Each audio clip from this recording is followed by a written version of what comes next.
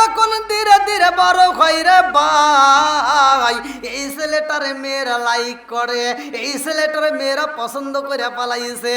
এক নম্বরে যেই মেয়েটা সবচাইতে বেশি ভালোবাসছে, এক নম্বরে যেই ব্যক্তিরা সবচাইতে বেশি ভালোবাসছে, তার নামটা কিতাবের ভিতর উল্লেখ করা হয় নওফেলের মেয়ে মরিয়ম। আল্লাহু আকবার। কিন্তু আব্দুল মুত্তালিব তার বন্ধু ছিল ওয়াহাব জহুরি,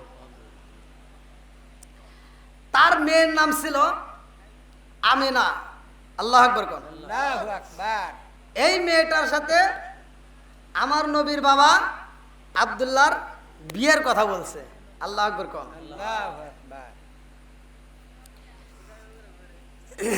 আব্দুল মুত্তালিব আব্দুল্লাহর সাথে নিয়ে বিবাহের প্রস্তাব দেওয়ার জন্য রওনা করছে ওয়াহাব জহুরির বাড়ি। আল্লাহু আকবার।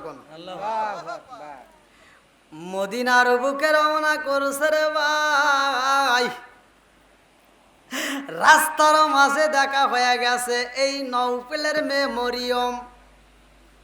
মরিয়ম দূরে থেকে, যেমন আপনাদের এই যে নদী পার হইতে গেলে মানুষ দেখতে পারে যে একটা নৌকা আসতেছে, মানুষ মেহমান আসলে বুঝতে পারে যে এই যে এখানে গোপন করার কিছু নাই, ডাইরেক্ট ধরা খাওয়া যায়, নদী পার হতেই হবে।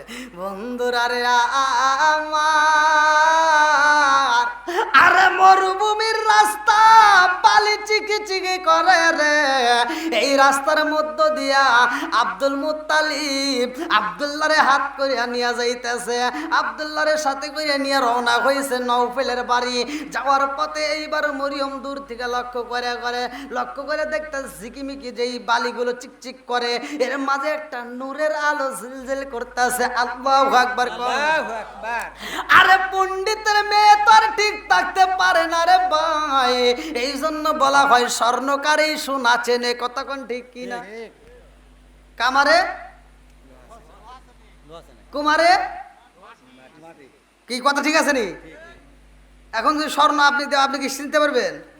আমরা কিন্তু এমনি স্বর্ণ পাগল কই, কিন্তু পাগল পারা, কিন্তু আসলে স্বর্ণ দেখলে কিন্তু আমরা বুঝি না। হ্যাঁ, আমি অনেকদিন আগে একটা স্বর্ণর জায়গাতে একটা পরীক্ষা করার জন্য, আমি তো খুশি যে কি এত দামি জিনিস আমার হাতে, যাই হোক যেভাবে আসছে, এবার জিনিসটা আমি নিয়ে গেছি খুশিতে যে বিক্রি করলে তো কাম হওয়া যাইব। এখন যা মানে প্ল্যান করতেছি বিক্রি করে কি করবো, হিসেব টিসেব করে গেছি। এখন ওনার কাছে দিছি, হ্যাঁ ধরে পারে না এত সুন্দর জিনিসটা, তো সে কিনবে, তো করতেছে কেমন জানি সুন্দর লাগতেছে, তো কি দিন একটা ঘষা দিল, ঘষা দিয়ে কয় এটা স্বর্ণ না।